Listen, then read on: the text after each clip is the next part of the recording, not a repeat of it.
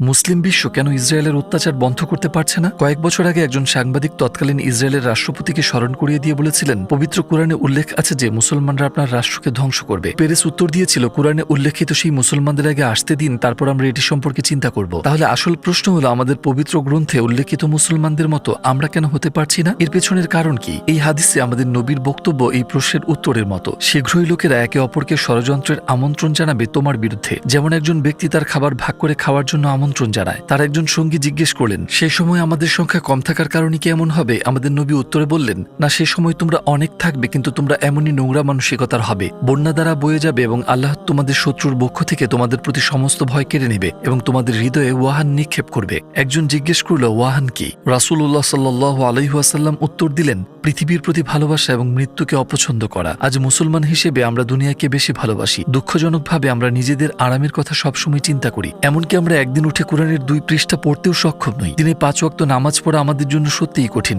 এমনকি আমাদের হাত তুলে আমাদের ফিলিস্তিনের ভাই বোনদের জন্য প্রার্থনা করতেও কষ্ট হচ্ছে। আমরা ওয়াহানের এই গর্তে পড়ে গেছি এবং আর বের হতে পারছি না। ভাই, আল্লাহ আমাদেরকে কোরআনে বর্ণিত মুসলিমদের থেকে অনুপ্রেরণা গ্রহণ করার এবং এই পরিপূর্ণ দিনের প্রকৃত দৃঢ় বিশ্বাসী হয়ে ওঠার তৌফিক দান করুন। আমিন।